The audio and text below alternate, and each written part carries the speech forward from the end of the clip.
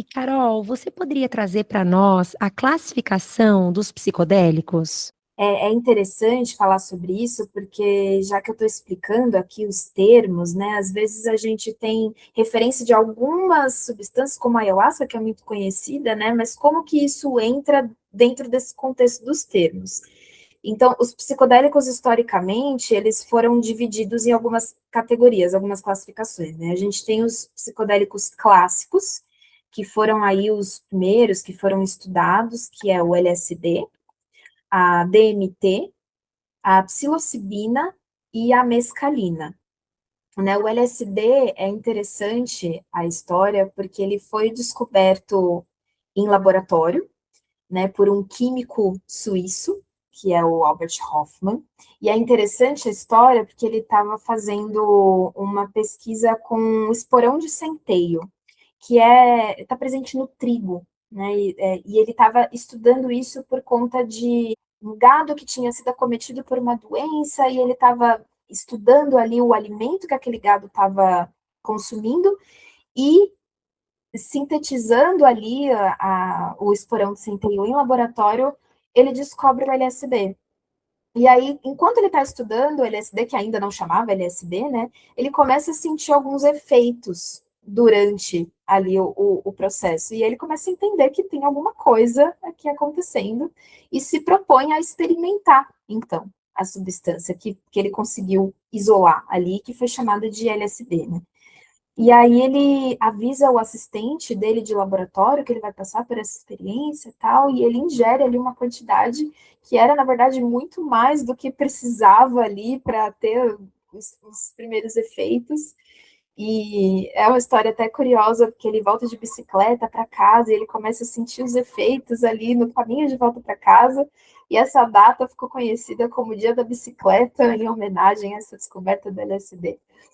Então, o LSD foi uma substância muito revolucionária na época, né? Porque a partir do momento que ela foi descoberta, começaram-se as pesquisas, então pessoas começaram a experimentar como psiconautas ali, né?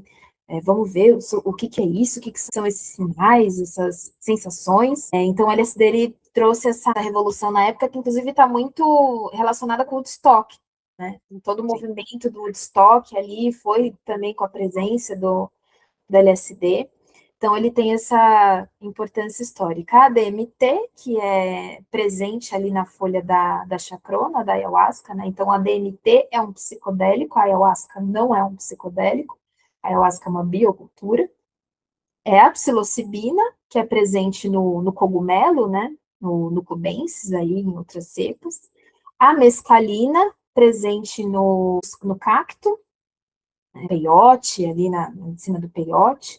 E eles são psicodélicos clássicos porque eles se conectam com a produção de serotonina do nosso cérebro. Então, eles têm efeitos que vão ali se relacionar com a produção de serotonina. Então, esses são os psicodélicos clássicos. Qual é o efeito? Quando você toma, o que que acontece? Depende da quantidade, depende do contexto, Sim.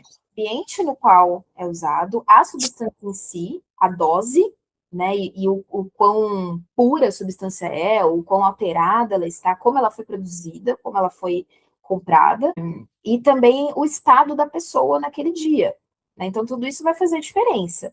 Então, o uso de qualquer substância sem essa consciência pode ter efeitos muito negativos, né? Mas, a priori, o efeito dessas substâncias, os que dá para definir, né? Porque é sempre muito subjetivo, mas são alterações cognitivas, então são alterações visuais, auditivas, sinestésicas, né? Pessoas relatam aí sentir cheiro de cor, sentir gosto de música, né? Então a sinestesia, ela pode estar presente.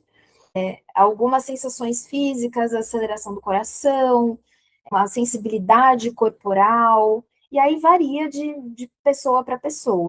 Então, e cada uma dessas substâncias é muito específica, né? Elas vão ter as suas características mesmo próprias, mas no geral é isso. E aí, por estarem conectadas com a serotonina, a pessoa pode experimentar os sentimentos de euforia, de alegria, de completude, sensações relacionadas com o humor mesmo. E pode ser positivo, mas também, dependendo do contexto, também pode ser negativo, né? Que é o que a gente conhece aí pela experiência ruim, ou o processo espiritual de intensa aprendizagem, às vezes é um termo que é usado para descrever uma experiência ruim, mas tudo depende do contexto mesmo, de maneira geral, são esses os efeitos. Eles são viciantes, Carol, essas substâncias? Não existem estudos suficientes que provam, assim, um alto grau de vício, sabe? Mas é mais da relação que a pessoa tem com aquilo. Então, eu já atendi pessoas, por exemplo, que tomavam LSD todos os dias. Mas não é porque a substância gera quimicamente uma dependência forte, como é com o crack, por exemplo, que é uma substância mais pesada, né? Quimicamente falando. Mas é a relação que a pessoa tem com aquilo. E aí pode ser LSD, pode ser a DMT, né? Que hoje em dia a DMT tem várias formas de ser consumida, ela pode ser vaporizada, por exemplo, a DMT isolada em laboratório, ela pode ser vaporizada, não através da planta, né, como é com a ayahuasca, enfim, vai mudando, né, então não tem um estudo, assim, que comprova, é altamente viciante, mas é mais a relação que a pessoa tem. E depende muito da predisposição, porque tudo que em excesso não é bacana. Vira veneno, né, a substância, ela tem potencial para ser medicina e para ser veneno. Uhum. E é uma linha bem tênue, né, onde cada um precisa também ter uma autorresponsabilidade. Eu acho que são muitos pontos envolvidos, né. É uma autoconsciência muito importante, que da mesma forma como pode acontecer com o rapé, pode acontecer com LSD, pode acontecer com a própria ayahuasca. A ayahuasca em si, ela não é viciante. O que é viciante é a relação que aquela pessoa estabeleceu com aquilo. Então, o que ela está buscando? Aí a gente começa a tentar compreender. O que ela está buscando com consagrar todo fim de semana, 1, 2, 3 vezes, não conseguir ficar sem, não se dá tempo para fazer uma integração, não repensar, não conseguir repensar a forma como está se relacionando.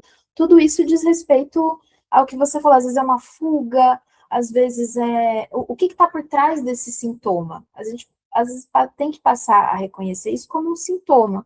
É um comportamento que denuncia alguma coisa. Qual é a necessidade que está por trás disso?